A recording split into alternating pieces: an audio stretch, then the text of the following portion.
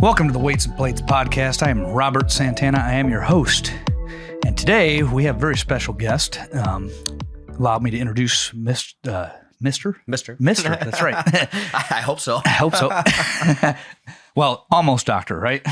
As about as close as I could get. Yeah, ABD. Yeah, about as close as somebody can get. Mr. Jesse Vezina, or Vezina. Vezina. Yeah, I always fuck your name up. That's right. Mr. Jesse Vezina, he is a weightlifting coach here at my gym. He coaches a few lifters. Volley, what do you have, about 25? 25 train here. I think across the country, everything, we got about 40 who are looking for us right now.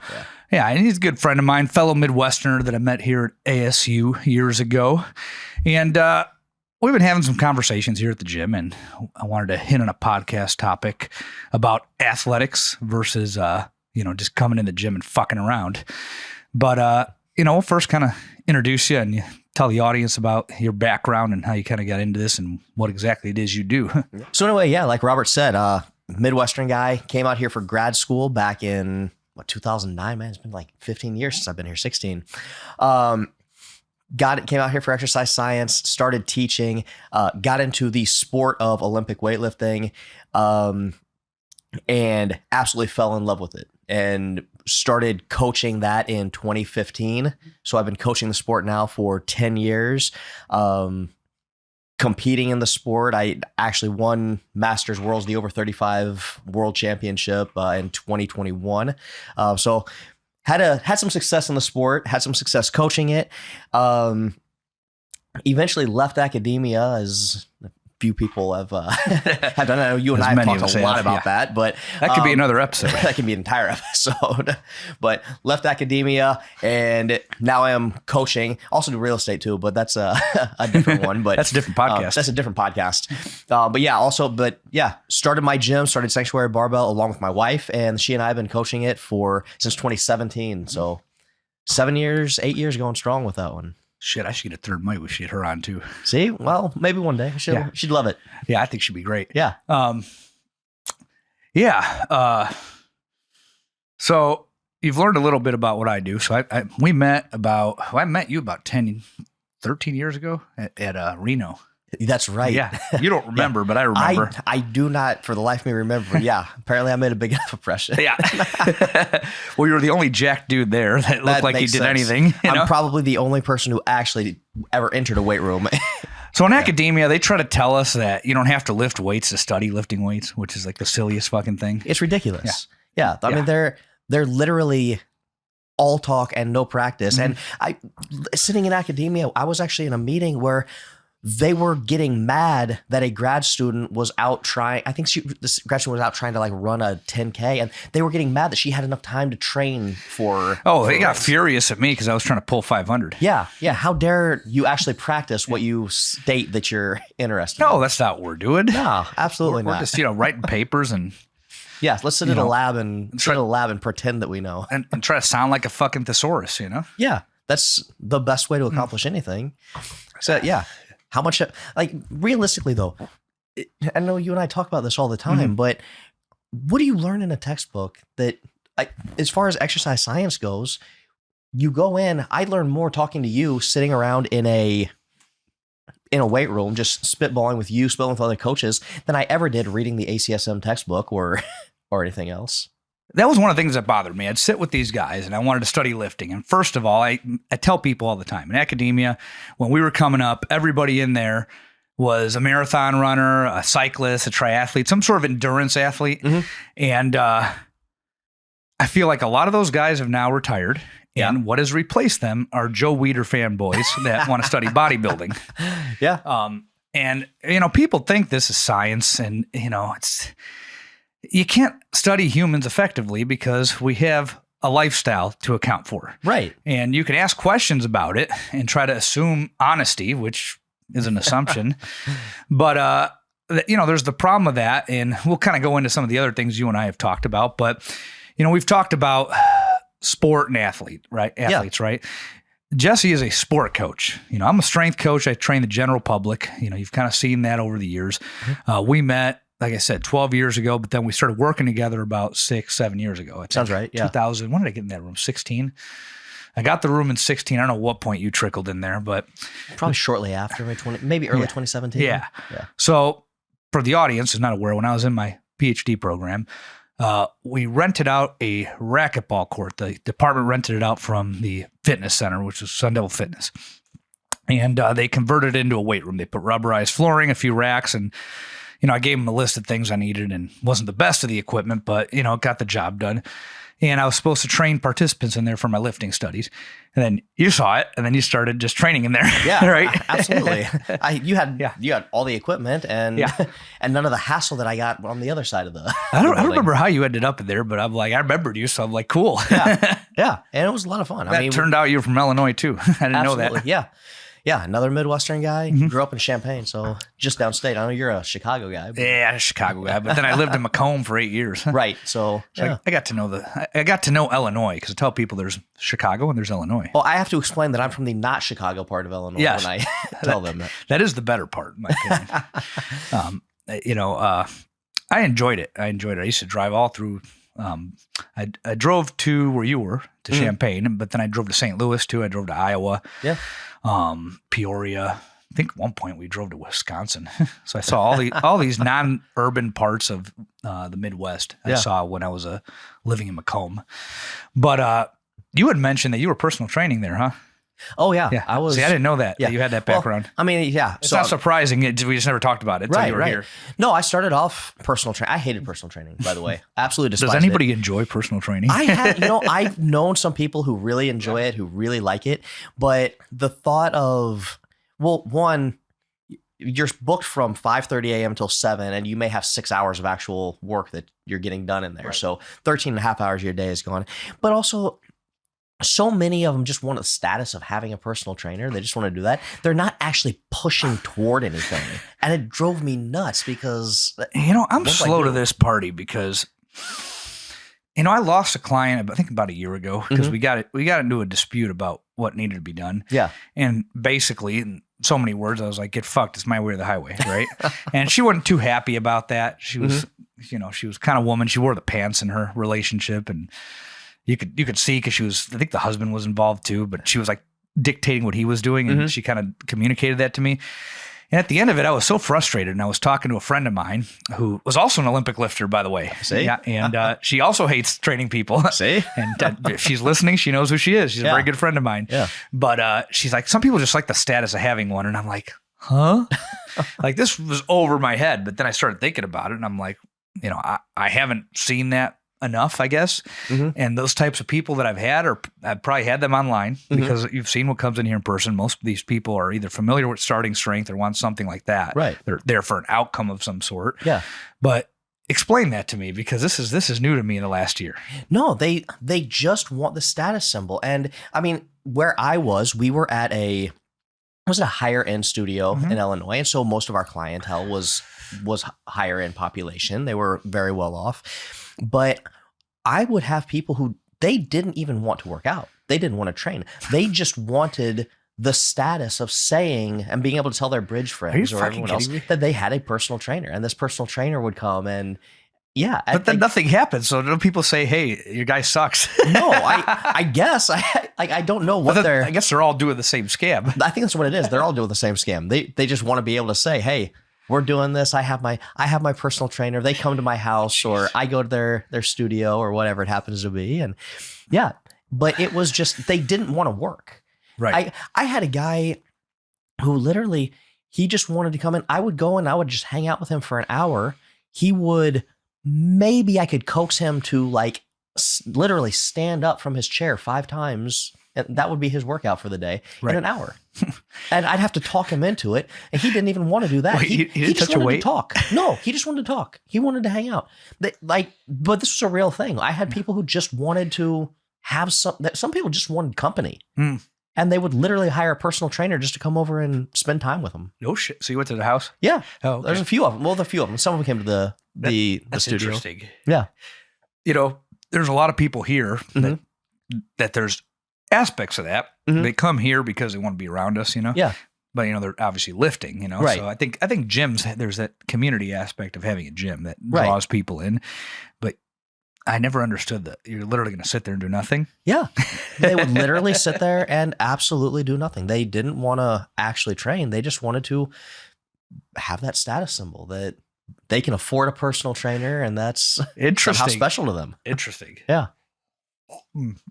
So were you weightlifting this whole time? Like how'd you kind of end up doing what you do now? No, so I mean, I've been in a weight room since I was 13 years old. And Right, yeah. So I grew up in the weight room. I didn't start competing in weightlifting until I was 30 years old. Really? Really. So just before I met you then. Right. Yeah. So a friend of mine wanted to do a competition. She had found this USA weightlifting, and she really wanted to do a competition. She asked me if I would do it with her. I'm like, yeah, absolutely. This sounds like fun. I went out there. I did my first competition. I had an absolute blast, and I'm hooked. Okay, this is what I want to do. I want to keep doing this. I've always been an athlete. I always enjoyed competing. I also always enjoyed and loved being in a weight room. So now I get to put them both together. I get to be an athlete and I get to be in a weight room. This is literally there you go. Perfect for me. What sports did you play before? Everything. I had a conversation yesterday with one of my guys. I did club soccer, club baseball. I played school football, ran track, karate. I played basketball for a little while until I realized I was 5'6", and that probably wasn't the best choice for me. I wrestled. I literally did everything. Only offers I got in college were to go and wrestle, and I had made up my mind I didn't want to do that anymore. So I turned those down, decided that I just wanted to stick with the weight room. I kept training, I kept pushing. And then once I found this, like, all right, now I have something I can keep going with. So that's interesting. So from a young age, you just wanted to fucking do things, right? Oh, I love I love being an athlete. And that's kind of why I brought you on here today, because a lot of people that listen are not natural athletes. They don't have this experience. We get a lot of people that work in IT or engineers, have jobs like that, have never done a sport, never even fucked around the weight room in their life. You got some people on here that are listening that, they broed out like I did. They just went in the weight room. They wanted to be jacked, but I've had a lot of clients over the years that this is their first exposure to anything physical, and, when I'm talking to people, especially those who have been in a commercial gym before, I have to explain this to them, that there's a clear difference between someone who is an athlete and somebody who is doing things that athletes do. Right. And it's a clear delineation. And then even if you're doing things that athletes do, you can do them competitively. But there is a difference between somebody who competes recreationally and somebody who is a pro. I would consider you a pro. Oh, thank you. Would you say that's? I would say maybe about as close as you can get to being a pro, and then what is basically an amateur sport. But exactly. And I use the word pro because to me, somebody who's a pro is somebody. It's basically their job. There's scheduled things they have to go to, and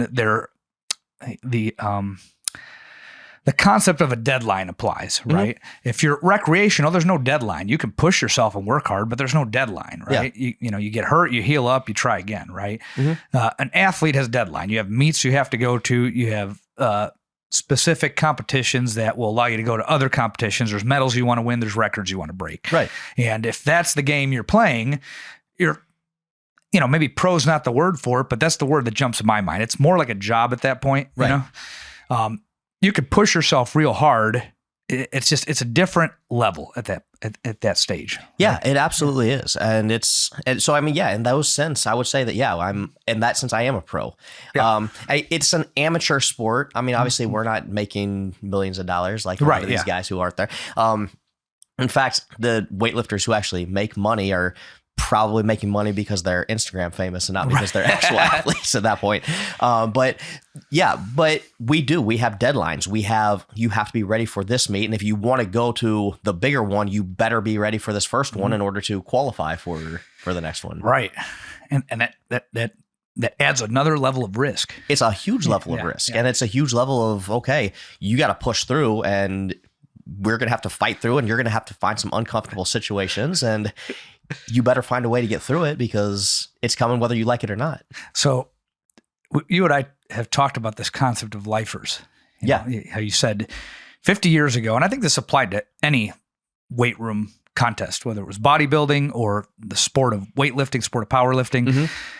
50 years ago, people that did this, you refer to them as lifers. This is what they did. You know, they lived for it. Everything was about the next training session, lifting more, getting stronger, getting bigger, winning another medal, winning another meet, right? Absolutely. So everybody was a competitive athlete that was either on a show if they were on stage if they were bodybuilders, they were on the platform if they were powerlifters or weightlifters. They weren't in there fucking around doing CrossFit, asking if they could do BJJ on the side.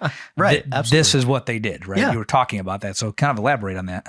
Oh yeah. So, I mean, you go back 50 years ago, and you probably don't have to go, you'd probably go back 30 years ago into even the 90s, that if you were doing this, you were a lifer. You were somebody who you were going to find a job that allowed you to continue training on a regular schedule. You are someone who was going to move across country to work with a coach that you wanted to work with. Like, this was what you were going to do. Right. That's not the case anymore. Now you get people who want to dabble and I want to do this, but I also want to only do it twice a week. And I want to, I mean, it's not nearly the same. They want to be okay. They want to learn, but they're not lifers. Right. Yeah. They're here to dabble. So how has that influenced your coaching over the years? Oh, it influences it a lot because you have to be able to identify the differences. You can't push someone who is, This is really important. My mentor, Bob Ticano. Yes. I know you know Bob very well. I trained at Bob's gym. Yeah. And Bob refers to them as dilettantes. And the dilettantes are the ones, and they're going to come in and they want to train and they want to get better, but they don't really want to be pushed, or maybe they don't even want to. Maybe they just want to say, maybe they're back to these personal training clients. Maybe they just want to say they're a weightlifter. Right. And I've had a couple of those. I think there is some too. of that. I've seen some of those too.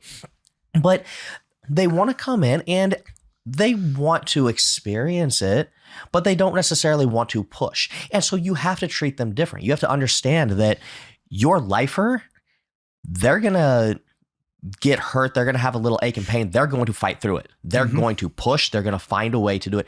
Your dilettantes, your people who are just kind of there to dabble, they're not.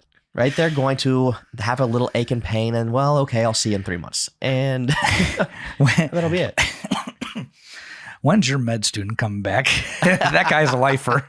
Oh, no, he's a lifer. He is absolutely a lifer. And he'll be back in. He has managed to continue training through life or through med school. And so that in itself, and I do know a few people who have done that. Yeah. Surprisingly, it's really not uncommon in our sport. And I imagine probably in yours too. Yeah, we get a lot of very highly educated people who come into the weight room and want to do this. And I think for high achievers and highly educated people, one, it provides a physical outlet that's very useful for them.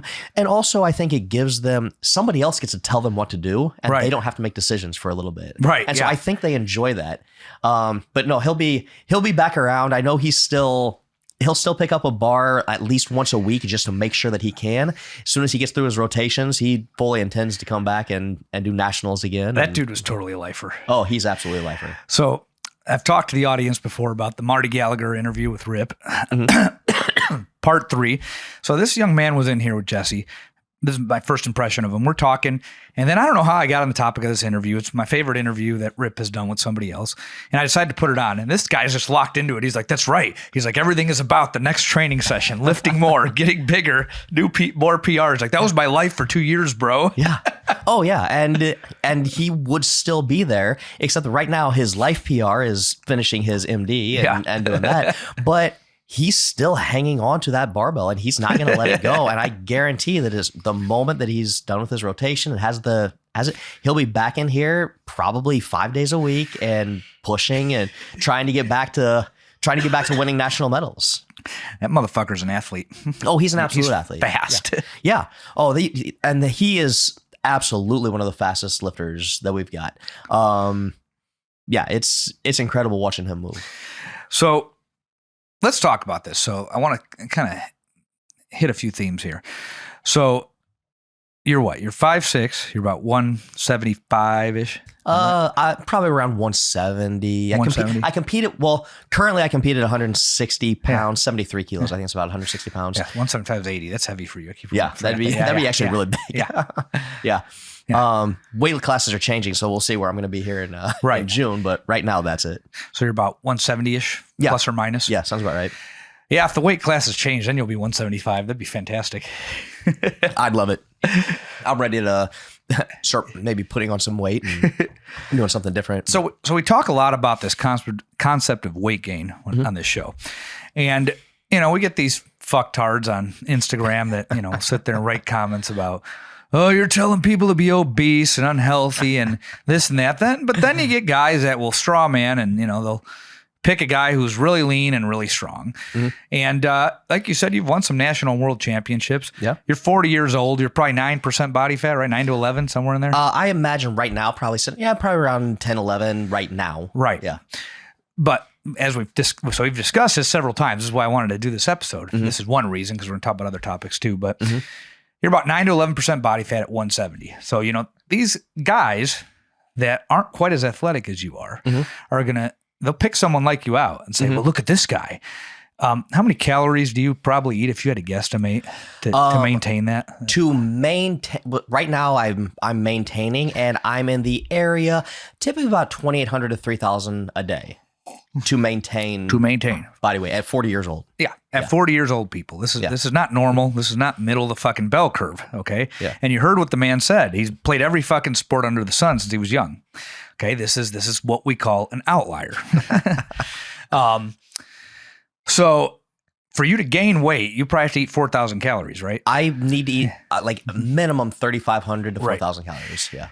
And this kind of segues into the second part of that, right? Mm-hmm. So when you are competing, you're trying to win meets, set records, get medals, right? Yes. You want to be a champion, right? Absolutely.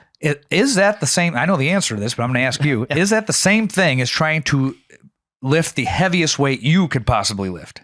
Not even close. Absolutely not.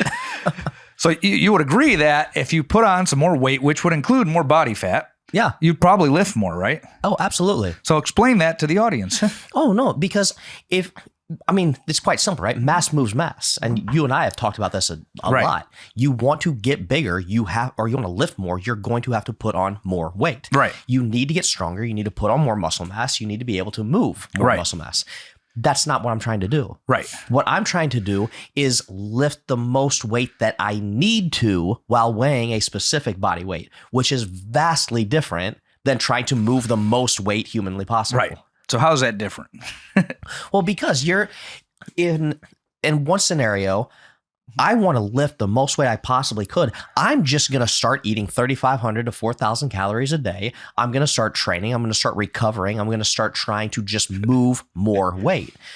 That's not what I'm trying to do. I'm trying to prepare myself for a specific competition, and I'm trying to lift more than somebody else who weighs the same as me. I don't even care what I lift in the competition. Right. I care that I lift more than the other guy. Yes. If I don't have to take my third attempt, I'm not taking my third attempt. I'm going to go home with my gold medals, and I'm going to enjoy my championship. So you want to win. I want to win. I'm competing to win. This is a sport. Right. I'm competing to win. I'm not necessarily competing to lift the most weight that's humanly possible. I'm competing to win a sport. So this is one of those things. This is another one of those things that differentiates a athlete who competes in a sport versus a recreational athlete who's trying to best himself. Absolutely. Right? Yeah. And so I want to get into what that looks like, right? So you've talked about, you're in a weight class, right? Yes. Some guy might say, well, you lift more if you're heavier, just go up to the next weight class, but you might not win, right? Absolutely. If I go up to the next weight class, you got to think, okay. Explain that in weightlifting. Powerlifting similar, but explain that. So in terms of weightlifting, I walk around maybe 76.5 kilograms. I don't know pounds off the top of my head. I know my weight in kilograms. That's like 167, 168. Probably. So I typically walk around somewhere in that area, maybe a little bit heavier. I said probably about 170 right now, so a little bit heavier. If I tried to move up a weight class, I'm going up to the 81 kilo weight class. It's like 178. It was about 178. Yeah. I'm going up against guys who walk around at 84 kilos. And those guys are coming down and they're naturally sitting at 84, coming down to 81. I'm trying to eat my way up just to make 71. It's not the same thing. Right. I'm giving up a lot of mass to bigger humans to try to do that. So instead, I get to be a big 73 kilo athlete. Right. And I get to, well, basically wipe the floor with the guys who are trying to come up to 73 with these guys who weigh 70 kilos and are trying to eat their way up, right? It's really not the same thing. Mm-hmm. And I mean, so yeah, that's the big difference is I'm not trying, if I wanted to lift more, sure I could, but I'm still not lifting as much as these guys who are already 10 kilos heavier than me and trying to come down a weight class. Right. So you're strong, but you're not as strong as you could possibly get. No, absolutely not. I could start eating and I could put on mass. I could put kilos onto my lifts, but I'm not necessarily going to win. Right. And that's what my focus is. My focus is trying to win. So why would I? So so there's two things there. So number one, you don't have to starve yourself to be that lean. Oh, absolutely not. And compete at that weight class. You're eating plenty of food that allows you to recover, set new PRs, and win, most importantly. Yeah. You're not getting earth-shattering PRs for yourself because obviously you're restricting your weight. Right. And because of the nature of the competition, you know. But you're still getting stronger than you were and you're winning. Yeah. Which is what you are trying to do as an athlete. That's right. Yeah. That's it. So to these fucking skinny kids that do not want to gain any fucking body weight, the man just explained to you that he's holding himself back intentionally. Absolutely. Is that right? Yeah. Yeah. Now, what about these guys? So have you ever tested your vertical? Not for years. What did it used to be? In high school, I got 36. Yeah, that's pretty damn good. I would think the last time I tested it probably, and this was whenever I was still teaching at ASU and we were in there. I think I got like 32. Yeah, so that's an athletic person, right? Yeah. So mine's 24. I'm slightly above average, you know, so I'm able to do something, right? But a lot of the guys that walk through the door aren't that athletic. You know, they might be below average. Yeah. And they see guys like you doing what you're doing, and they think that you've gotten on some sort of program to look the way you do, and that they can reproduce that because that's what Muscle and Fitness told them in the 90s and 2000s. That's what Instagram is telling them today, or TikTok, or fucking Snapchat, or whatever fucking app they're on. But they're being told, Jesse's ripped and he weightlifts. So if you weightlift, you're going to look like Jesse. Oh, I love it. So this is one thing, and my wife, who again coaches with me, so she does nutrition she's a nutrition coach, and she has people all the time who are like, what do I have to do to look like him? And they'll ask, and the answer is actually pretty simple for me. Spend 27 years in a weight room, play every sport that you can for the majority of that time, and eat well 80% of the time. And that's really what it is. I eat better than most people, and I've been in a weight room for 27 years. And have a 36-inch vertical jump. And I have a 36-inch vertical jump. So So I add all that together, and you'll be great. Right. I mean, you do all the right things, but at the foundation of that, you have a genetic makeup that allows you to do that. It is, and so genetics play a huge role. Throw in the fact that I spent, again, 27 years in a weight room putting on muscle mass. I used to talk to another friend of mine who was also a very, very good weightlifter. And he and I kind of came up with this idea that there is no substitute for having spent a decade, 15 years putting on muscle mass before I started this sport. Absolutely not. Yeah. I started this sport when I was 30 years old. But I had spent 17 years packing on muscle, trying to lift as much as I could. And then I started in this sport. It's going to be a lifetime difference between somebody who just starts whenever they're, whatever, and tries to just go with it, or wants to now suddenly look like they've been in a weight room for 15 years. They want to look like they've been in the weight room for 15 years without spending 15 years to do it. Yeah. And the way to do that is you either pick really good parents, or you take drugs and you have a really good liver. Yeah, that's pretty much it. Yeah, and that's what It's funny that I say that in a joking manner, but I used to see a lot of that when I was in college, and by in college, I mean when I was an undergrad, Yeah. when I was 18, 19, you'd see these guys come in and they're doing a fraction of what you're doing, or they're doing Right. more than what you're doing, but it's bullshit. Like you look at it and you're like, that, how the fuck's that working? And it took me, I was naive. I wasn't around drugs and sports. I swam. Yeah. So it wasn't really a drug sport. I mean, people, I guess, could take EPO, but at the high school level, I don't think they were doing that Probably in the not. 90s. I didn't see any of that. Right. I know one guy was taking creatine. I heard a rumor that one guy took andro when that was legal. Okay. And protein powder was becoming popular. Swimming is not one of those sports where, putting on a bunch of mass is going to necessarily help, I mean, Creatine, didn't hit until like I think that was the big thing whenever McGuire and That was 98 home runs back 98, 99. Yeah. Wait, 2003 was when the Cubs went to the series. But I think 98 was the home run race. Yeah, that has to be right. Yeah, because when I was still swimming, so that would have been 98 or 99. Yep. And people started buying protein powder and creatine. Yep. And then I think one guy took andro when you could still buy it at GNC. Okay. You see it all the time.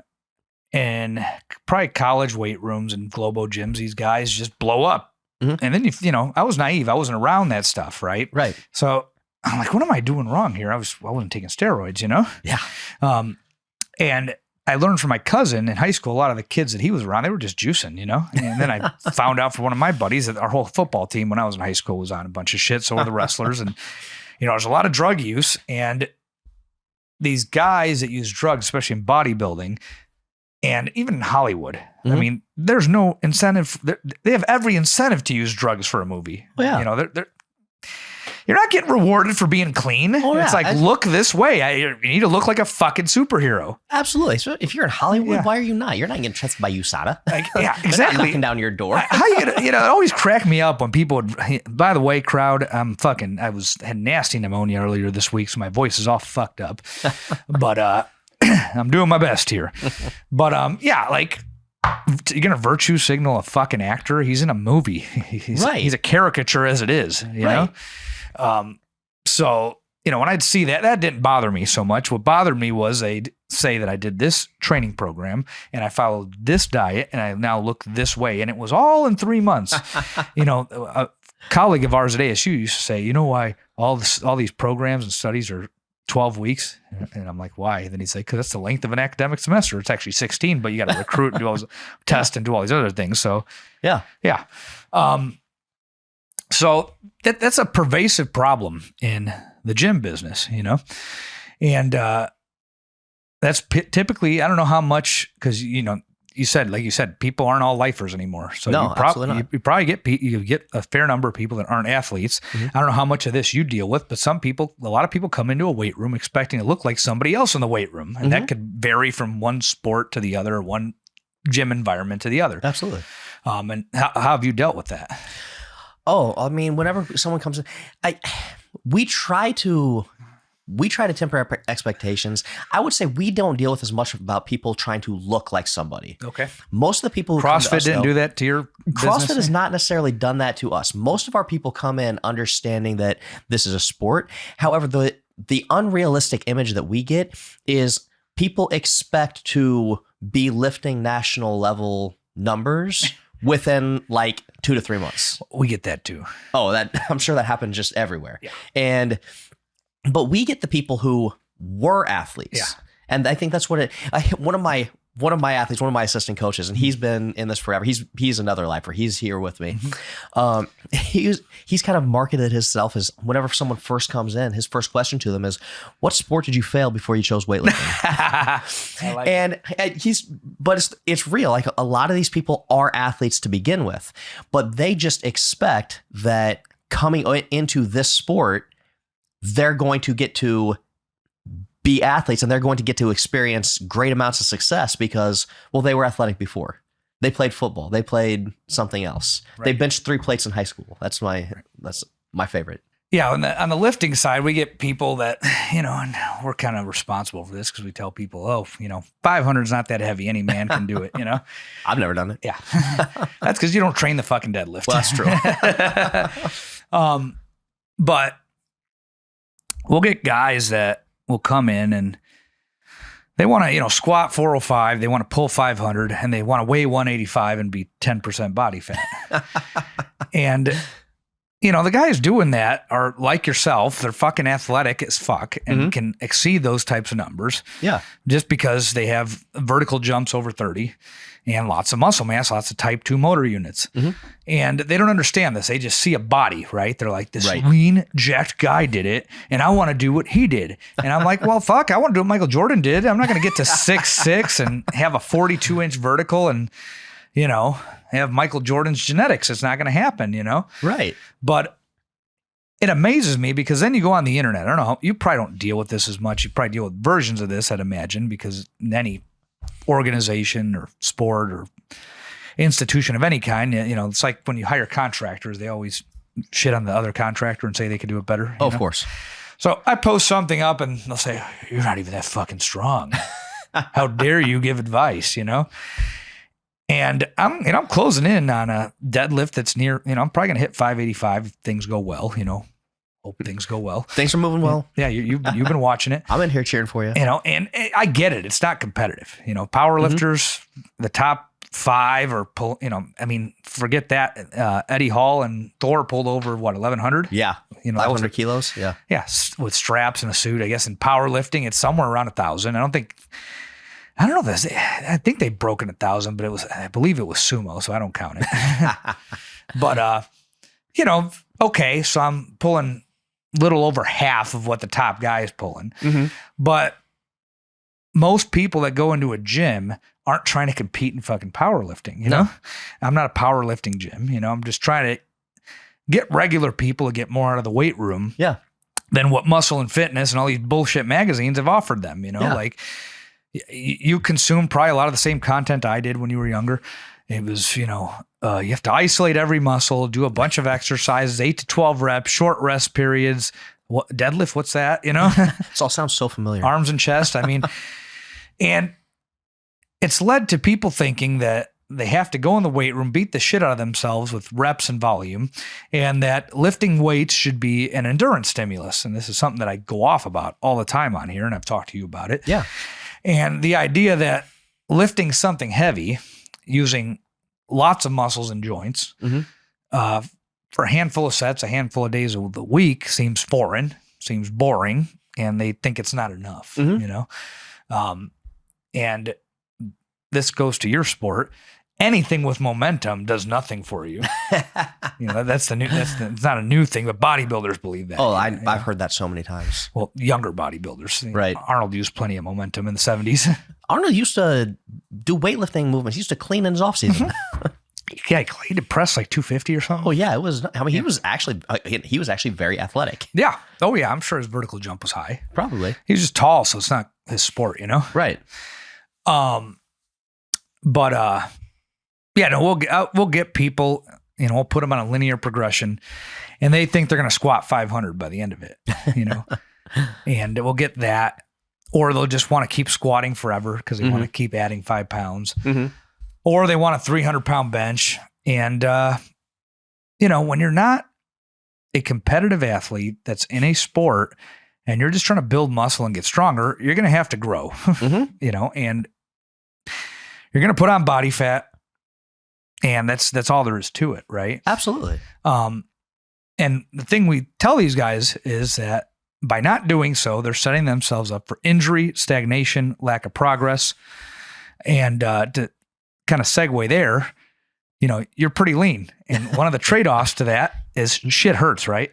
All the time. So even this guy who's really athletic, you're training with heavy weights. They're not.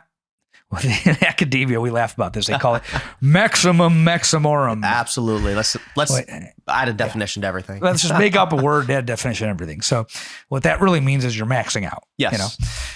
You don't do that, but you're still lifting a decent amount of fucking weight. Tell the audience your PRs. My best snatch is 124 kilos. Again, I did that at 73 like kilos. 275 people. Oh, yeah, about 275. And then my best clean, I did 159. So that's 350 pounds. Yeah. Just over. Yeah. So these aren't this isn't 135. This isn't lightweight. It's light compared to, a max squat or a max deadlift, but you're handling some weight in a 165 to 170 pound body. Yeah. Right. and shit hurts. All the time. So this is another thing that we've run into. People don't want to gain body weight because they don't want to be fat. Right. Absolutely. But mass moves mass. Yes. You know, if you're trying to lift the most you can lift, you have to gain weight.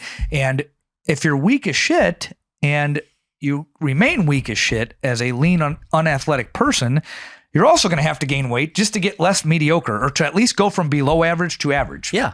You know, like the guy who's struggling to bench 135 at 150 pounds, he's going to be a fluffy 185 to get that thing up. Mm-hmm. And at the end, he's still going to probably be mediocre. But just like you could probably clean a lot more if you were, 80, 85, something like that? Sure. Let's just throw some numbers out there. Absolutely. We always joke about you being 100. Man, I can't even imagine my frame carrying 100. Dude, Ed Cohen was about your size, but he was 100. That's insane. That's fucking crazy. Yeah. He got to 110 at one point. There's no way. Can you imagine being 110? I can't imagine how much I would have to eat to get to 110. At 242 people. I don't know how many metric system people are listening, but if you gain more weight, you lift more weight. Absolutely. Obviously. But these guys don't want to do it. And I'm like, I'm sorry that you're not athletic and can't lift a bunch of weight lean. And, getting fat would make you an elite person, For me, I'm slightly above average. What's the average vertical 20? I think like 18. Yeah, 18. So I'm like slightly above that. So I'm able to do decent, right? But even in that, I've had to gain body weight, get quote unquote fat, and then lose it and do it again, right? And that's what a lot of people have to do just to get decent numbers. Mm-hmm. But then the other thing that I run into is, when you're a novice, you get on a linear program, you get strong, honeymoon phase, newbie gains. Remember newbie gains when you're young? Those. Yeah. Yeah, I got a girl who's literally hit a PR every week for the last 6 weeks because she started 6 weeks ago, and that's what you do. And you don't have to do a whole lot. Right. It's fantastic. Yeah. But once you get past probably that first year, you have to start thinking about your lifestyle. It starts to affect your lifestyle. Yeah. You have to eat a certain way. You have to sleep a certain way. Yep. You can't party. You can't be a fucking frat boy on the weekends, I mean, you can, but you might miss that snatch, Right. And inevitably, because at this point, your body's changing, you're pushing limits, your tendons and your muscles are handling more. Mm-hmm. The risk of injury gets higher. And I'm not going to say it's a high risk of injury, but something inevitably is going to hurt at some point. And the severity of that's going to vary. You might have a back tweak where you can't bend for a few days. You might have tendonitis where it's just kind of annoying the shit out of you and it's there. Mm-hmm. Or it could be so bad that you can't bench because your fucking arms are so tight. I mean, you don't bench, but you know what I mean? Absolutely. And that's just a byproduct of pushing limits. Right? Yeah. Now, when you add in competitions, like formal competitions, medals, records, all those things, what happens when you get hurt and something's on the calendar? You suck it up and you find a way to deal with it. There's no other way around it. You got stories. We need to hear. I want to hear these. I've got all kinds of stories. I mean, you mentioned tendonitis. You mentioned those. I mean, I've had tendonitis so bad that I couldn't sleep unless I literally wedged my knee so that it was locked and completely extended. If it would bend at all, it would just start throbbing and wake me up in the middle of the night, and I'd have to get up and move. Like it was that bad. But what did I do is I found a way to modify my training just enough that I could get through it, and I still competed 2 weeks later because that's when the competition was, and I had to be ready. One of the first things that I make my athletes do whenever they come in, one of the first days, I'm going to push them to failure on a back squat. Usually it's a back squat because it's a pretty easy one. It's a pretty simple one. Most of them are pretty familiar with it. I'm not teaching them a snatch. I'm not having to put anything overhead. Is this somebody who squatted before? This is someone they've experienced it, but I don't care how much they do. Mm-hmm. I'm not trying to get them to do a 1RM. I'm going to have them, I want you to hit we're going to maybe search for a 5RM. It's not a real 5RM. Yeah, it's not a real 5RM. But also remember that with our sport, we don't use stoppers. We have rubber plates and we drop. You dump. So I don't care how much they do. I want to see how much they're willing to fight. Right. Because that tells me what I need to know about them as an athlete. Right. If they go down and they refuse to give up and they keep trying to fight through it. I'm like, okay, you know what? I can work with this person. This person's they've got a career. Yeah. If they go down in the first sign of fatigue hits and they're like, I'm out of here. Yeah. Like, okay, you're the dilettante. Now, here we go. You're the guy who just kind of wants to say you're a weightlifter. Now let's elaborate there. So first day, they can't do a real 5RM. Like absolutely not. They're not doing a 5RM. Their face isn't exploding and turning purple and veins coming out. And they probably don't know how to brace. Yeah. But a 5RM on the first day, if they just do it, that last rep, they're struggling, but they're standing up. But then you get those guys, they come up and it's clearly moving, then they just dump it. Yeah. That's what you're talking about, That's right? what I'm talking about. Yeah. Okay. Yeah. Like the guys who they could do this, they're just not. Yeah. Versus someone who even though they don't know how to do it, they don't know how to get their hips under them. They don't know how to just drive out, but they're trying and they're fighting. And that's what I want to see. I don't care how much weight they're doing. Right. I care to see that they're fighting through it. Right. Because this is not, what we do, even what you do, if you really want to hit your absolute peak, if you want to hit your absolute maximum, it's not for the faint of heart. No. It's hard work. It's going to push you to the absolute limit. It's going to hurt. And especially if you got someone like us who aren't necessarily eating enough calories to always recover the way we need to, especially we got a competition coming up. Right. It's going to hurt. Of course. You better be willing to push through some of that. I should have asked this when I led into this topic. Are athletes healthy, Jesse? Oh, God, no. Absolutely not. I used to joke around with my students whenever I was teaching, and everyone, they looked at me like, oh, man, you must be so healthy. You're doing all this. Like, guys, on any given day, I've had 500 milligrams of caffeine and 800 milligrams of ibuprofen by 7 a.m. Like this is not a healthy way to live. No. Like I'm coming in here and trying to push my limits, and it's not that's not healthy. No, it's just what I had to do to sustain the training that I was putting myself through. Yeah. And really, the people who make it the furthest, at least in weightlifting in our sport, the people who make it the furthest are the people who can push through those little nagging injuries the longest without having a big catastrophic injury. Right. And they're able to continue training for the longest period of time. Those are the ones who are going to be the most successful. I always think of Demas when you talk about this. Yeah. You heard his story about 04, right? Yeah. Fucker, I think he had wrist and knee surgery leading into that, and he was shooting painkillers in the back. Yeah.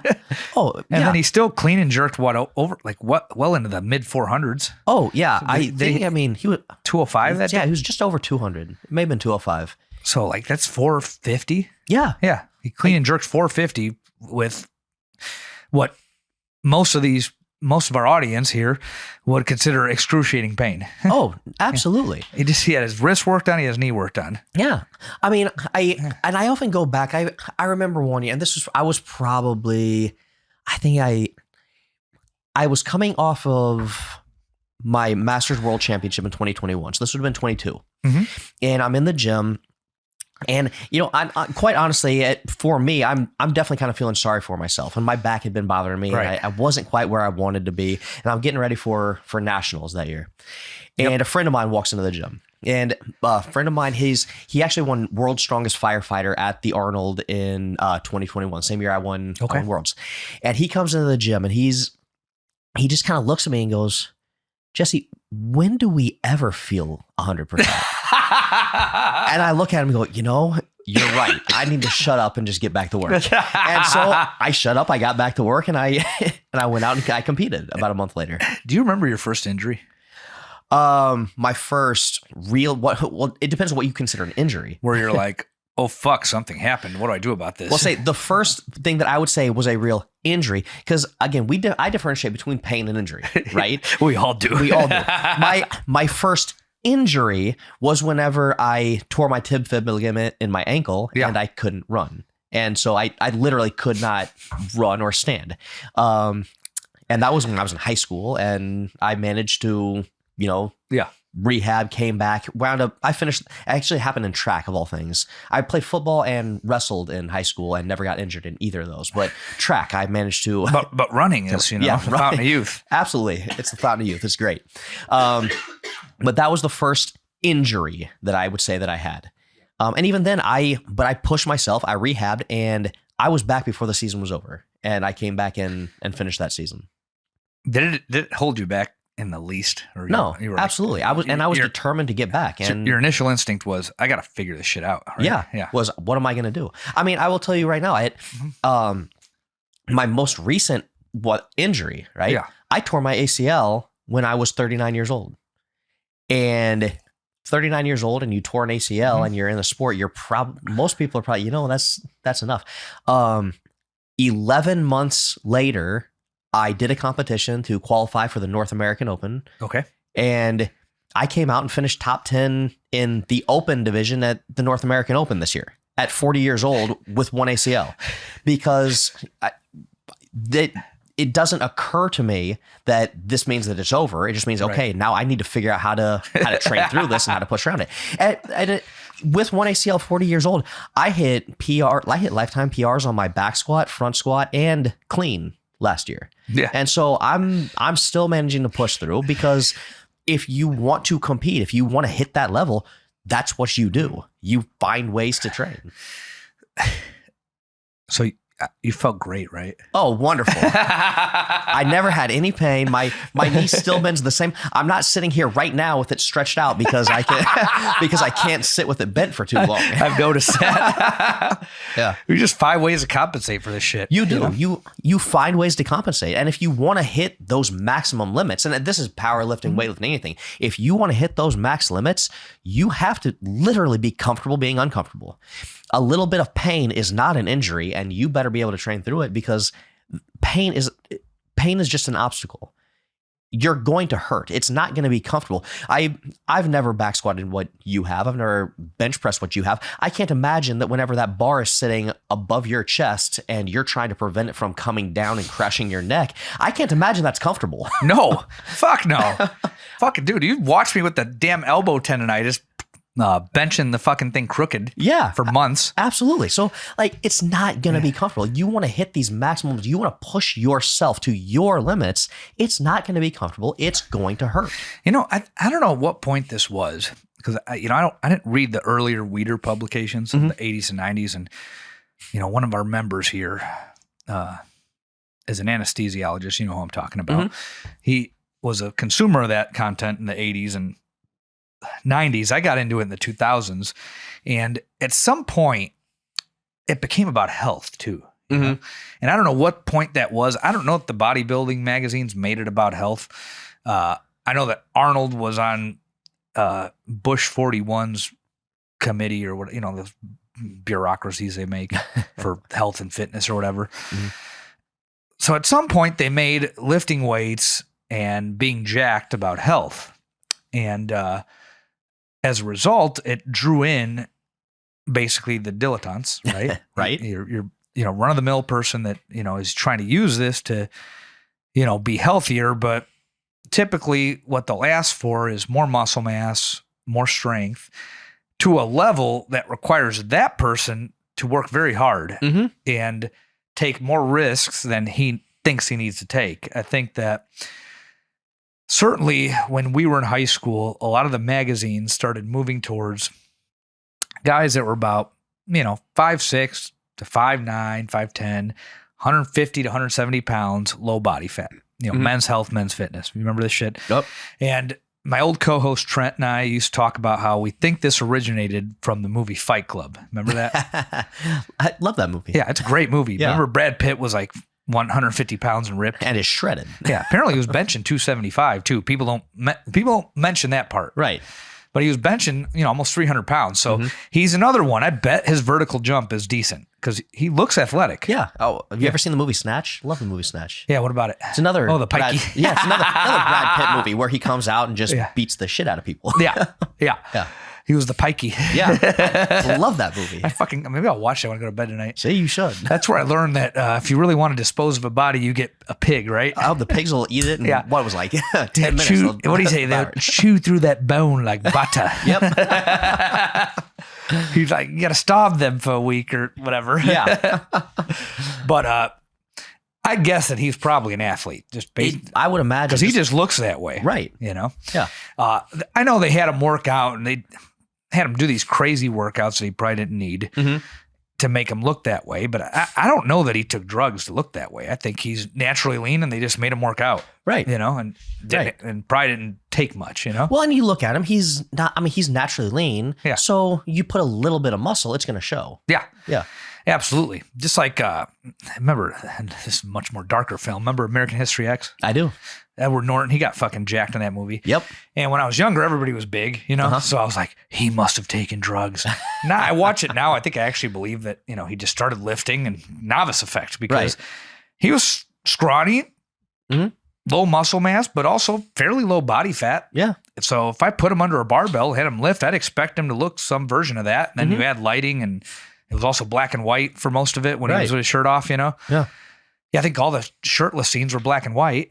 So, yeah, when I watched it recently, I'm like, no, he wasn't that big. I don't know. Why did I believe that he was on drugs, And now that I've been around powerlifting and shit, But where was I going with that? Yeah, no. So in the early 2000s, just as we were finishing high school, going into college, this is what was being sold, that, you go to the weight room to be healthy, but being healthy is visible abs and muscle mass.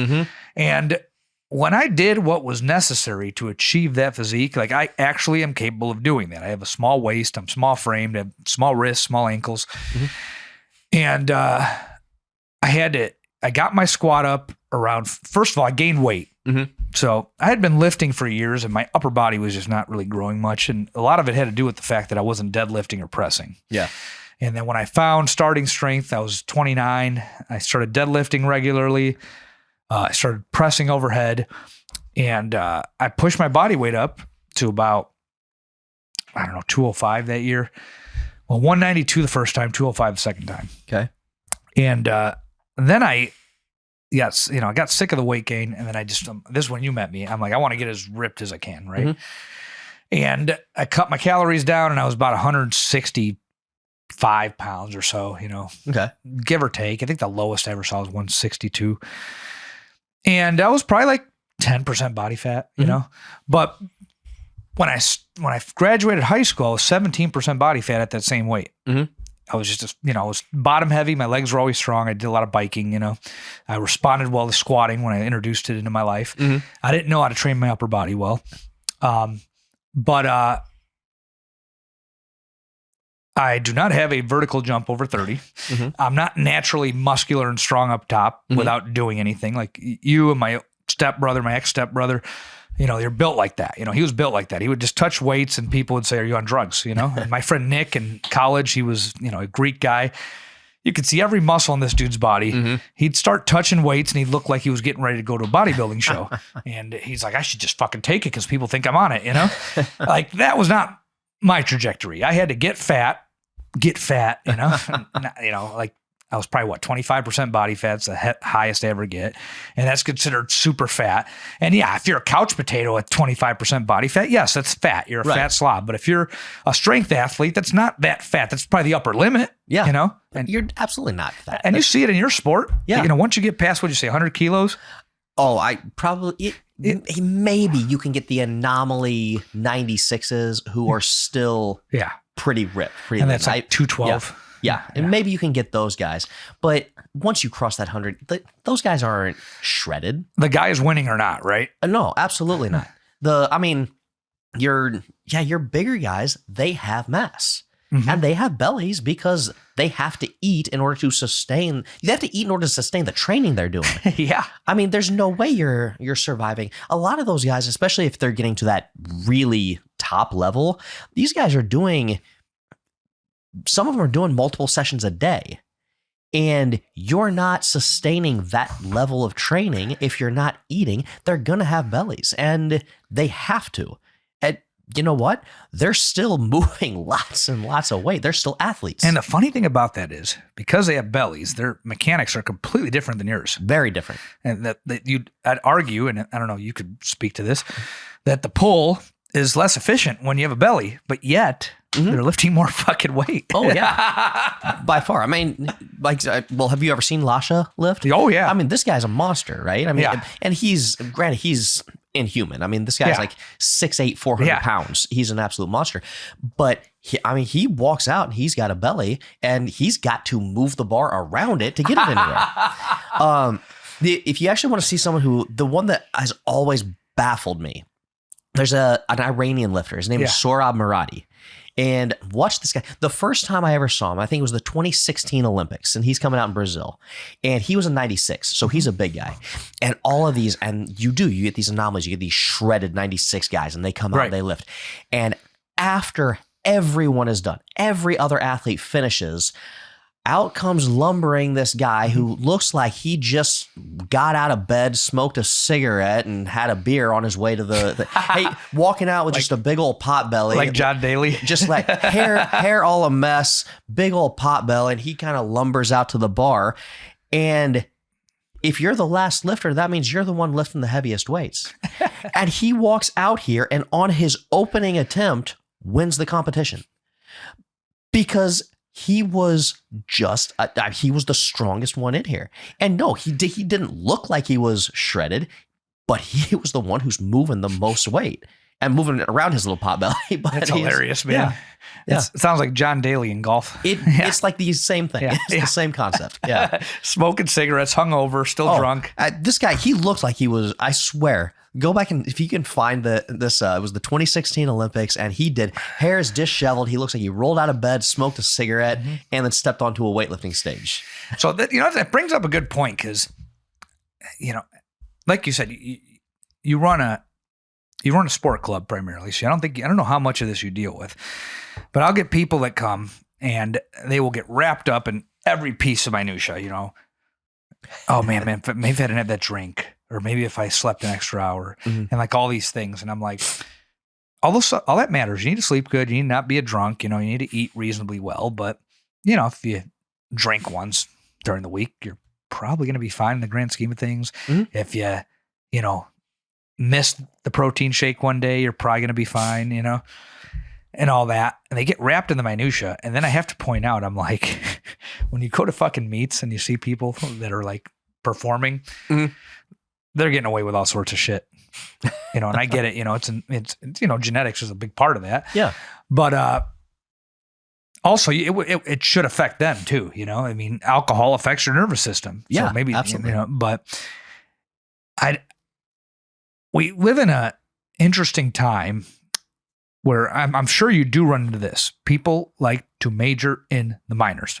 Oh, 100%. And you probably saw this as an instructor, or were you a professor technically? Technically, I was a professor. Okay. Yeah. So you were a professor.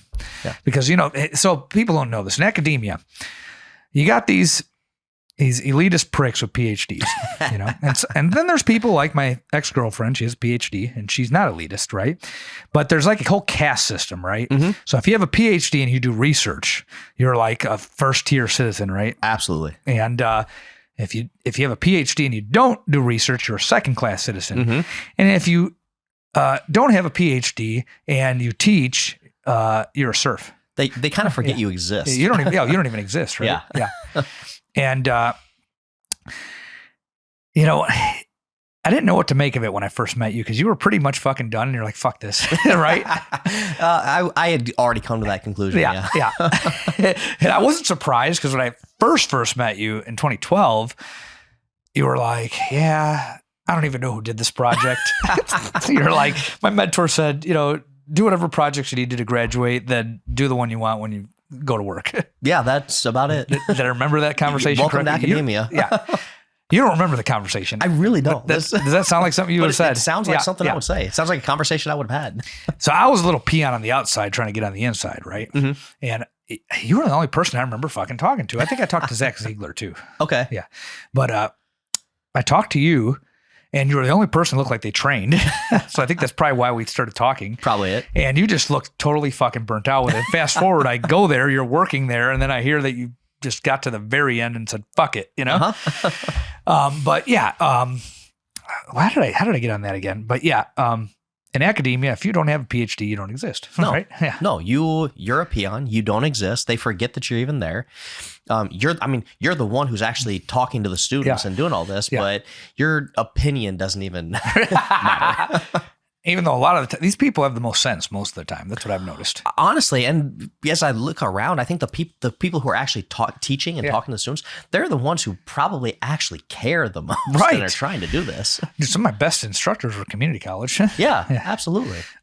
So when you were a professor, and I'm sure you deal with this in here, you get a lot of people that major in the minors. They want to know all this minutia, but then are they even doing the basics? Like what talk about that. Usually not.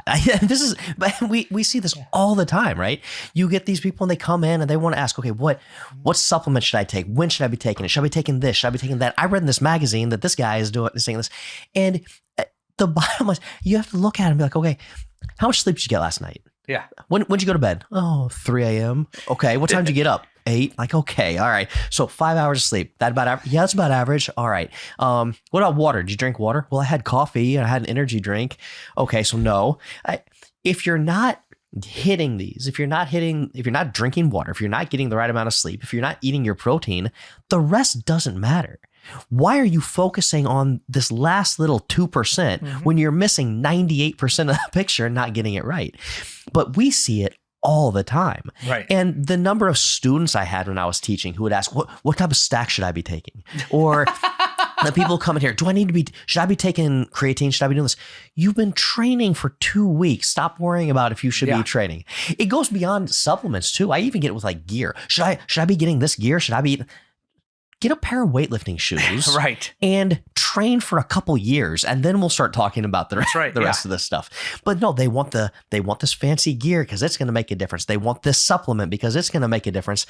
Like if you're not sleeping, if you're not hydrating, and if you're not getting your protein, it really doesn't matter. Hit those 3 and hit them 80% of the time, and you're going to take care of 90% of what you need to take care of.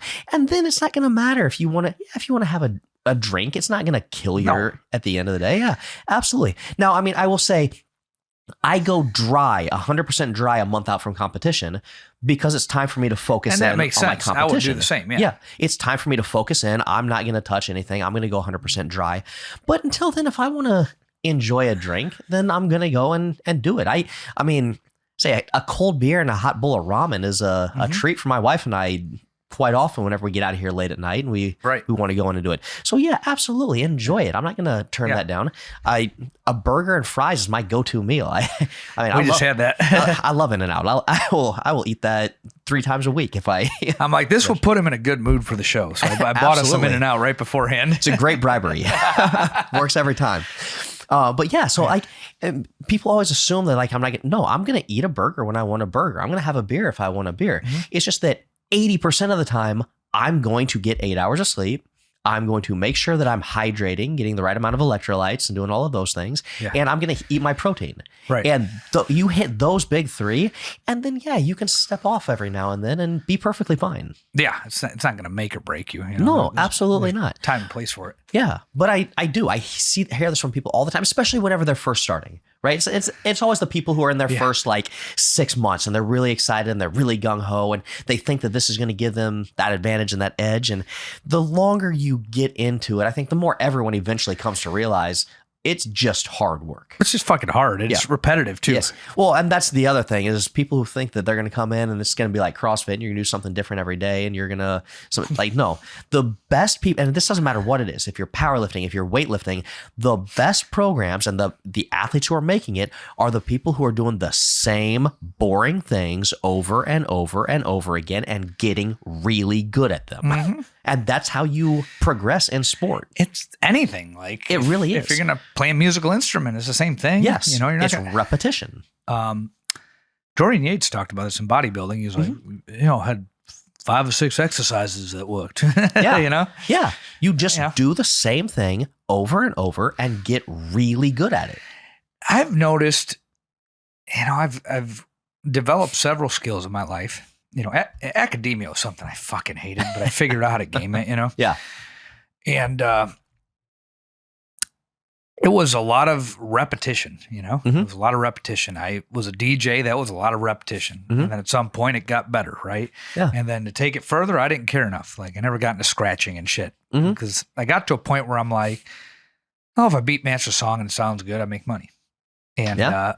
I'm like, well, I want to produce. Then I didn't want to produce. So I'm like, I want to learn that skill, Yeah. And I walked away, but it would have just required me to, sit there on the computer every day with a key. It's a different skill. I think Right. I liked the performance aspect of it. Mhm. And I wanted it to sound good enough to be better than the jerk offs at your typical college bar, like Mhm. basically the basics needed to be there to go further. Obviously, look, I'm doing something different now. Right. But just working through all these different skills, dog training, you've watched me do that. Yeah. Right. You've been watching me with a 9 to 11 week old puppy. She just turned 11 weeks this week. When I got her, she was 9 weeks. Yeah. She is the cutest damn thing. It's going to break my heart to give her back. Right. For the audience, I signed a contract with a dog training company. I'm fostering one of their police dogs. And I'm also learning the training. I meet with them once a week. Well, actually more than that, because I train my other dogs there. So I end up getting a couple sessions a week with them. If I can get more, I will. But just learning all these skills, right? This is dog number 6 for me. I got my first dog. My ex-girlfriend took her. Then I got my second dog. She's here in the other room, and your wife loves her. Oh, yeah. Yeah. The whole team loves her. Then I got a third dog. That one was intentionally purchased from my ex-girlfriend. So I trained it for a year. Then she got to keep her. And that was the plan. The first dog was not on plan. She took her. We're on good terms, but damn, that dog, I love that dog. But then the fourth dog was a police washout from the company that I'm training the puppy for. And now, actually, this is not number 6, number 5. And now this is the 5th dog, and I've agreed to take her for a year and help develop her for either police work or personal protection, depending on how she develops as a puppy. Well, first dog drove me insane. And a lot of it was repetition once I did get some formal training, but there were a lot of gaps there, right? Second dog, I almost got rid of her. Aww. Natalie almost never met her. I almost got rid of this because it was my first dog that came from a working line. She's a German short-hair pointer. So I didn't know what I was dealing with. I had a dog with a lot of drive that didn't seem to care about getting filthy. She would have poop accidents in the crate and then not even be ashamed of it. So she was what they call a dirty dog. For those of you people who are not dog people, that's a term, dirty dog. That's where, getting crap on yourself literally is a vice, And when she was a puppy, she was like that. And, she doesn't have accidents now. She's an adult, but I dealt with all sorts of shit. I was going crazy and I was finishing up my dissertation at the time. So I hired this company that I now work with. They trained her up and then they taught me, they're like, look, this dog wants to find birds, bring them back to you. That's her job. That's what they're bred for. If you want dog that does more things, then you might want to get a Malinois. That's when I got my boy. Well, now that I'm training this Dutch Shepherd Malinois mix, I believe she's a Dutch Shepherd Malinois mix. She might be a pure Malinois, but the brindle, I think the mother's a Dutchie, but maybe not. Anyways, I got this dog from a line of working dogs, and it's not stressful at all because it's just repetition. You're on a schedule. I got to let her out every so many hours, and then I just got to work her, and it's all movements at this point. There's no commands. There's no corrections. She's a puppy. Let her out for 10 to 15 minutes, back in the kennel, do it again 3 hours later, and then make sure she gets out at night. The point is it's repetitive. It's boring, It's not the fun, flashy stuff you watch in these dog videos, that comes later. But even to get that dog there, that's just repetition. So the point is it's repetition. It's repetition. Anything's repetition. You want to get good at something, you got to repeat it. You want to get good at writing, you have to write lots of articles or write books or whatever it is you're writing, right? Mm-hmm. If you're going to sing, you got to sing a lot, You're not going to become a better singer by playing the drums, And I try to explain this to people all the time, right? Yeah. If I wanted to, so I can do the clean and jerk and the snatch. If I wanted to get good at it, I'd have to specialize in it and do what you guys do. Mm-hmm. And I've been flirting with that idea since I met you. I think after this training cycle, it's going to happen because to go further with what I'm doing, I got to get heavy and stay heavy. And this really took it out of me. 2 years. I'm heavier than I've ever been. Mm-hmm. It's like what you were saying. And the reason I wanted to do this episode, I feel like shit, man, and it's different. So like in your case, you're a lightweight competitor. You're considered a lightweight, right? I am considered. Yeah, I guess I would be a lightweight. Yeah. Because when does it get heavy? 120? I would say you're probably starting to get heavy-ish at about a heavy, maybe middle heavy at 89, 96 is heavy, and then 102, 109. Right. So you're lightweight and you're competitive and you're lean. So shit hurts all the fucking time. Yes. On the other end of the spectrum, we talked about this. We were talking about this the other day. The fat guys, they may not hurt so much from an orthopedic standpoint, right? But they get sleep apnea. Oh, yeah. Oh, yeah. These are the guys who are going to have a CPAP whenever they're in their 40s. I mean, I haven't interviewed a super heavyweight weightlifter, but I would suspect, and the power lifters too, that there's probably a fraction of them on CPAPs. Oh, I'm certain of it. Yeah, I know a lot of the strongman guys, and they have a lot of trouble. My wife coached a strongman. She was a nutrition coach for a strongman athlete. He had an event coming up, and she had to grow him.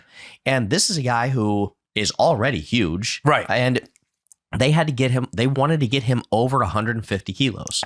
That's 330 people. This is 330. And they started eating. And I think at his top, they had him eating somewhere between 12 and 13,000 calories a day. Yeah. And he had sleep apnea. And he literally had to get a CPAP to make it through training to get to his competition. And he went to the competition, he did fine, and then afterwards decided he didn't want to do that anymore. And so she's actually continued working with him. He's down to about 118 kilos now, which is, for a guy who's 6'4", actually pretty reasonable. And he's a pretty built guy. Yeah. So very healthy now, but this was a trade-off, and he knew what he was doing. Right. He knew, I want to get as big as humanly possible, so I'm going to do that, but I'm going to have to deal with having these other health problems, having breathing problems, and all of those things. So I am not on a CPAP, and I don't have sleep apnea so far as I know, but I know that based on the last time I gained weight, I was still in a relationship, and she said that I snored louder when I was heavier. And you know, I'm sure if I kept gaining more weight, I'd probably get sleep apnea. And I know guys that have gained weight and not gotten super fat and have gotten it, right? And some of them have taken CPAPs and others have not. They're like, fuck this. It's not worth it, right? Yeah. I knew one guy, he got so muscular, he needed a CPAP. His traps got really big. Wow. And he couldn't breathe. Because he got quote unquote fat. The guy was still probably like 19% body fat, you know, like he was another gifted athlete. He squatted close to 600 at 198 pounds. He's 6'1". He was really athletic. And I'm going to get him on here at some point, but our viewers and listeners here are they're not competing in sports. They're not in this for competition, but they want to go from point A to point B. They want to train, right? So it starts with if you go down to the lowest level, you're exercising. You're going in, you're moving weights, you're maybe doing some cardio, and you're getting a health benefit from that. And you're not necessarily pushing any of that up, right? You're just kind of showing up, you're doing something, going home. Right. Then you introduce training. Now you're trying to go from point A to point B. Yes. And if you're a novice, that happens painlessly, low risk. Nothing should really hurt if you're doing things correctly. And by that, I mean your form's good, you're gaining the proper amount of weight, you're eating good. You're not necessarily getting super fat, but you know, if you're too skinny, you're gaining some weight. If you're too fat, you're losing some weight, etc. We're not getting into extremes yet here. Then at the next level above that, now you're trying to either achieve you're trying to push your performance to a much higher level that's now going to require months and years. And then the highest level is what you're doing. Now you are introducing deadlines. Right. The difference between you and I are deadlines. That's really it. Yeah. Is because and again, you can continue pushing, you can continue growing, you continue eating, you continue just progressing. Right. I progress as far as I can up to a certain point, and then I'm going to have to start losing weight, and you're not putting on that. So you're taking that step back. So it really is, it's deadlines, right? Right. You can continue progressing unlimited. You continue eating, you continue pushing, you continue progressing. I have to cut it off. Yep. At certain points, I cut off and prepare for competition. And then I cut it off and I prepare for another competition. And so there's never an uninterrupted, just continuous growth. And it's funny you say that, because for years, I never thought about this till you started training here. Yeah. For years, I hated meets because it would interrupt the PRs. Yeah. And for me, it was always about PRs. I wanted more muscle mass, more strength. And I know that I need to do a powerlifting meet to get that fucking pathetic total off my record, just for nothing else, Just self-pride. Yeah, I mean, if you look me up on whatever powerlifting watch, there's a website. It shows a meet from 2017 where I was 160 pounds because I think I was hanging out at 165, but I didn't know I was in the afternoon session, so I fasted for 17 hours. Oh, no. And it was in California, and it was raining, and I was too lean, so I was shivering, and I grabbed the barbell, and I could barely feel the bar. My fingers were so fucking cold that day. It was a horrible meet. My total was embarrassing, and one of these internet trolls is like, oh, look at this guy's total. Even though I got a bunch of videos showing that I can do more than that, but that's irrelevant. These people are single-celled organisms. They're fucking amoebas.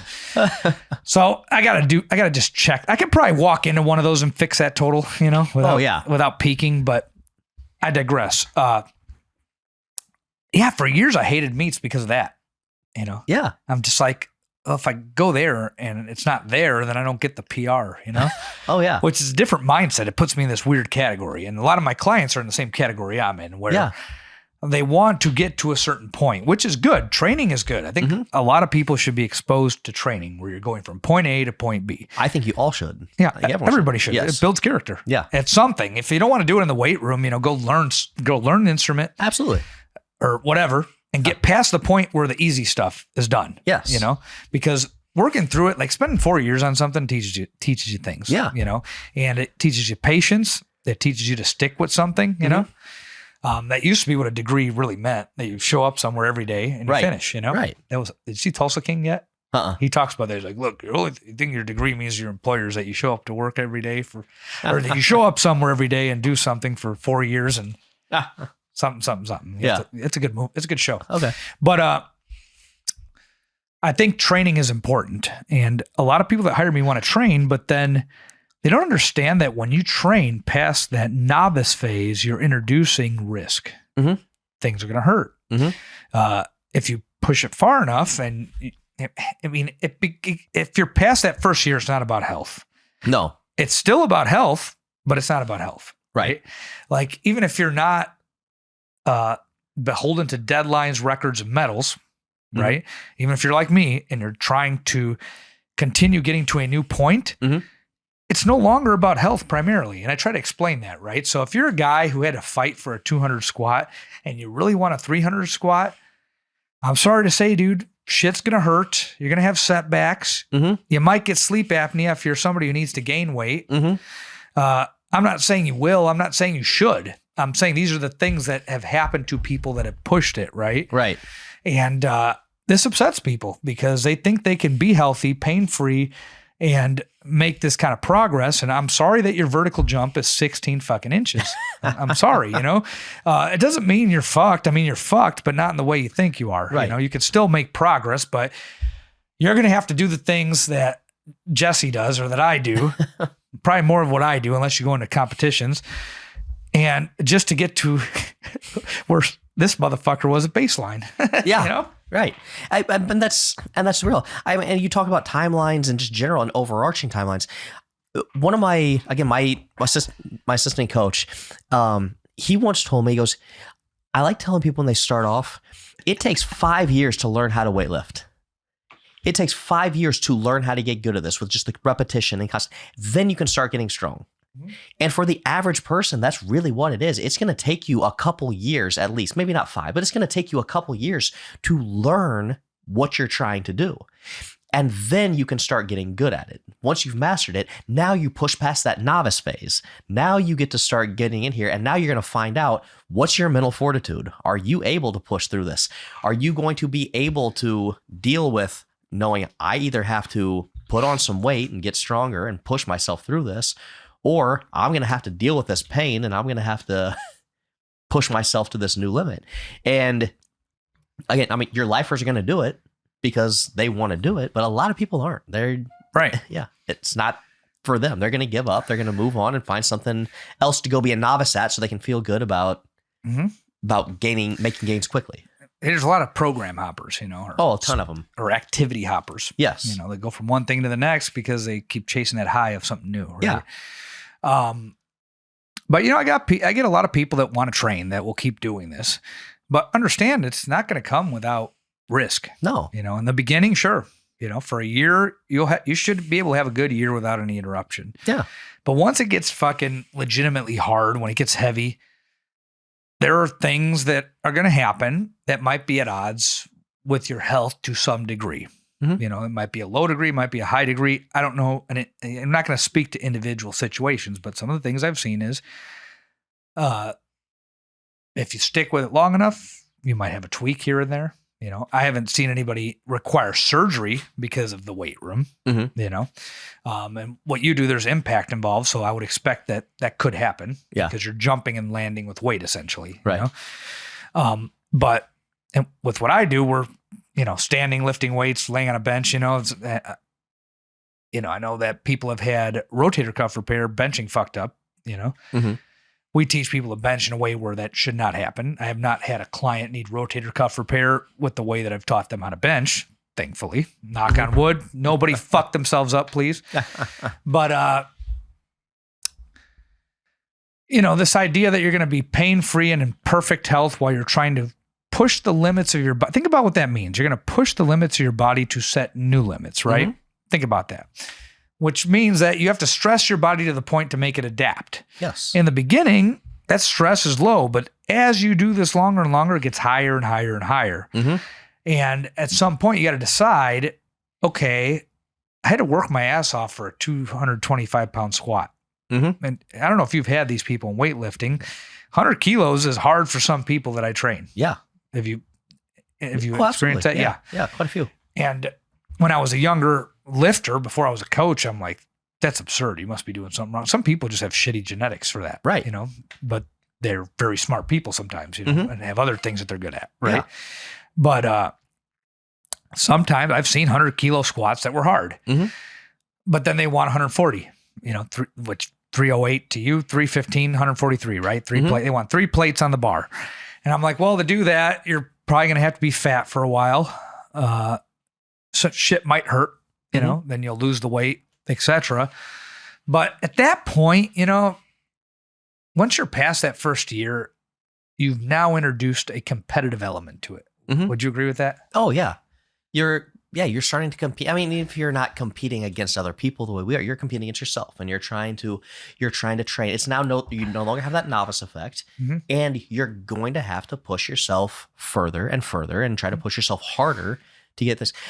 Going back to academia and our terminology, you remember the law of diminishing returns? Yes. Yeah. I like that one though. Yeah. And that one, it makes sense. Yeah. That one's actually practical. Exactly. The longer you go and the more advanced you get, the harder you have to work to get the smallest little increase. Yes. I added my so I PR'd my back squat Mm-hmm. this past year, actually in November. Right. Right. The time before that, the previous PR that I had was in 2022. In Almost 3 years. It was about 3. It was actually a little over because it was July of 20. Well, so I said July of 22. Came back in November of 24. So about a little over 2 years. Mm-hmm. In that time, you know how much I added to my back squat? Kilo? 1 kilo. 1 kilo. I went from 200 to 201, and I couldn't have been happier. Like that was 2 years of work. It was rehab from an ACL. It was everything else. But putting that 1 kilo on my back squat, I'm good for a year. I don't need another PR for another year. I'm going to be great. But you have to work harder and harder. And after about that year, like you said, after about a year, you have to be willing to push yourself to those limits to be able to see smaller and smaller returns. Mm-hmm. And a lot of people don't have the ability to push through that discomfort, that little pain. And, most people aren't going to do what you're doing. Right. So they have it easier in some sense. Like, I don't have deadlines to worry about. Exactly. And if I'm hurt, I just rehab the injury, That's that. Right? Yeah, it must be nice. Yeah. And so the point is that, after a year, the amount of risk is not super high. You're not going to fucking become handicapped, but this is not going to go smoothly, is what I'm saying. And I don't think this is spelled out well. Bodybuilders are the worst with this because those motherfuckers are so inflexible and everything hurts and they don't mention it unless you talk to them in private. They'll tell you my elbows, my wrists, my fucking knees, everything fucking hurts because they're training everything in isolation. And people will look at them and just based on their appearance, they're lean, they're muscular, they must be in good health. Mhm. It's not about fucking health at that point. They're on a bunch of steroids and they fucking are training in such a way that's going to piss off your tendons when you're doing that much volume in isolation, you know? So I think that I'm kind of trying to summarize here. If you want to use lifting weights for exercise, I think that's appropriate. That's fine. And you'll get strong real fast in 3 to 12 months. Yeah. You'll get strong pretty fast. But if you're not satisfied with where you're at after a year, then now it's no longer exercise. No. It is now training. Yeah. You need to find a training regimen. Yeah. Yeah. And there are going to be risks with that training. Obviously, if you are drug-free, have good coaching, and move well, you're minimizing those risks. Yes. And these risks pale in comparison to legacy sports like soccer, Oh, absolutely. football, etc. Yeah. I mean, what we're talking, when I say risk, we're talking about tendonitis, a back tweak, a knee tweak here and there. Yeah. I mean, your sport's higher risk than mine, again, because there's impact. Impact always adds risk. Yeah, it's ballistic. It's very different. But even then, you are in better shape than a soccer player. Oh, yeah. The injury risk is like a quarter of what it is in soccer. Right. Yeah. But it's not zero. It's never zero. No. You start pushing your body, it's not zero. No. And go ahead. Oh no, and it shouldn't be. Like if you're trying to progress in anything, there's always going to be some risk. You mentioned before, we are trying to adapt. You have to stress the organism. You have to push it outside its comfort zone. What's the saying? Growth doesn't happen in your comfort zone. No, absolutely not. And so you have to push beyond your limits. If you want your body to adapt to those, you have to push beyond. Look, your 80-hour-a-week job is not healthy either. No. And you know who you are. Your 80-hour-a-week job is not healthy. I had a guy here who was a physician. He we were talking about drugs, and he's like, why would somebody take drugs why would somebody take drugs and damage their body to make money? I'm like, why do you fucking not sleep and work crazy fucking hours to make money? And then he's like, well, I'm trying to do better. I'll never forget that. We're cracking up. So, it's funny when people are worried about all these risks and you think about other lifestyle things that people are doing, right? Like long hours, that's risky. Yeah. Having 5 fucking small children is risky, right? That's going to fucking make you lose sleep and increase your stress levels and all sorts of other things, know, but it can be great too, just Absolutely. like there's trade-offs with everything. Risk reward. Yeah, there you go. And the only person who really knows the answer to that ratio is the person doing it, right? Absolutely. Like if it's not worth it, I totally get it. But I'm not going to sit here and tell you that, hey, you're going to come in here and I'm going to get you to a 500 deadlift painlessly. It happens sometimes, Yeah. And some people may just walk into your gym and just they're an athlete and they're built for it and they've got the proper body dimensions and just so happens they can do this. Right. Yeah. Then I have people. I think of this example all the time. I have a 26-year-old girl, and you would think, oh, young girl, I could just beat the hell out of her. She'll be fine because she's young, right? Fuck no. She tweaks her back like that. So she's on a program similar to my 65-year-old man. Yeah. I don't know if you've ran into that too. Oh, absolutely. I mean, it happens with everything. You've got, and athletes adapt to different stimulus and you have to figure out what it's going to be.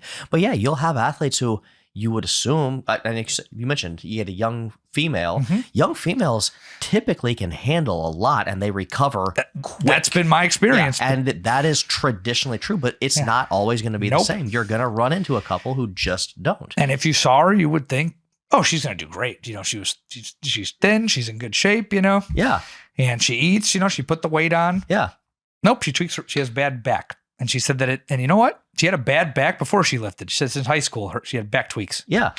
And so you're going to run into those athletes and then you have to figure out, okay, what do you do? How do you change things? And how do you modify the variables to fit them? Like you said, you'd have to train her like she's a 65-year-old woman. That may just be what happens to work. Yeah. I mean, her upper body, like anybody else, but her squat and her deadlift, I can't train her like a fucking young 26-year-old woman who can handle anything because she can't. She tweaks her back. She'll tweak her back every other, she'll get it better. Then within 3 to 4 weeks, she'll tweak it again. Yeah. So she pulls heavy every other week. She squats heavy every other week. She doesn't do both heavy in the same week. And that seems to work. Yeah. And by work, I mean, yeah, okay, she's young, her muscles can adapt quickly, but her joints aren't cooperating. So you got to adjust to that stuff, right? So I think the moral of the story here is I think as many people as possible should lift weights. Everyone. And get some exposure to training. But if after about 3 to 12 months of serious training, you're not satisfied, you've now committed yourself to specialize and you are now like one of us. You know, if you add deadlines, medals, and records, you're like Jesse. But if you are simply pursuing PRs, you're like me. Now it's competitive. And now you've accepted a level of risk above baseline. So I think that's really what we wanted to hammer here today. You know, this stuff is fun. It's very rewarding, but it doesn't come without headaches. You know, it doesn't come without headaches. You know, that those headaches can come in the form of, oh, my elbow's bugging me, or I tweak my back and I can't fucking bend for a week, or I got sleep apnea and I got to get a fucking CPAP because I want more PRs. We're not saying that you should do any of these things. We're just saying that these things may happen over the course of trying to push yourself to higher and higher levels, right? Mm-hmm. But you should be fine in the beginning. You should be fine in the beginning. And no matter what, I think you would agree with this, some form of strength training should be done as routine maintenance. Oh, absolutely. I think everyone should. I mean, regardless of age, regardless of affliction, I think strength training is super healthy. Older adults especially get this idea that they shouldn't do anything. My oldest athlete is 65 years old. She's still competing. She's still doing what she can. Even super proud of my mother recently, who she used to tell me all the time, oh, you know, old ladies shouldn't do this. No, you absolutely should. And last week, she actually gave me a call and was like, you know, I finally did it. She goes to curves. And it's like, I finally took it and I let them teach me how to squat. And I'm going to tell you, my knees have not felt this good in probably about 5 years. I'm like, but squats are bad for your knees. This is what I've been telling you forever.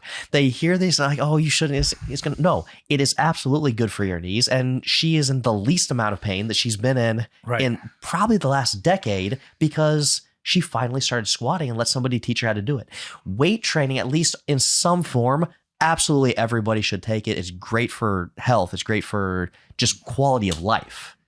So yeah, I think that's a good stopping point. What do you think, man? All right, sounds good. Well, let's close out here. Where can people find you? People can find me right here at Weights and Plates in Phoenix, Arizona. Yeah, that's right. Or you can check out our Instagram page, Sanctuary Barbell, or my own, Jay Vezina. Check me out on Instagram, or again, contact Robert. I'm here at Weights and Plates, and my team is in here training all week. So that made it a whole lot of fun here. Yeah, we're enjoying it. It's a great environment. So yeah, if you guys have ever, obviously, if you're following Robert and been following it for a while, great environment, great gym, and we're continuing to compete and thankful for him for opening his doors and letting us have a chance to do that. Cool. And y'all know where to find me, but if you're new to the show, you can find me at weightsandplates.com, or if you're in Metro Phoenix, here at Weights and Plates Gym, we are south of the airport on Broadway Avenue between 32nd Street and 40th Street. You can call the gym if you need directions.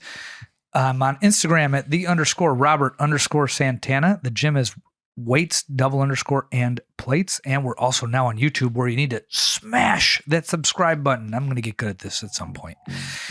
YouTube.com/@weights_and_plates. Thank you, and tune in for the next one.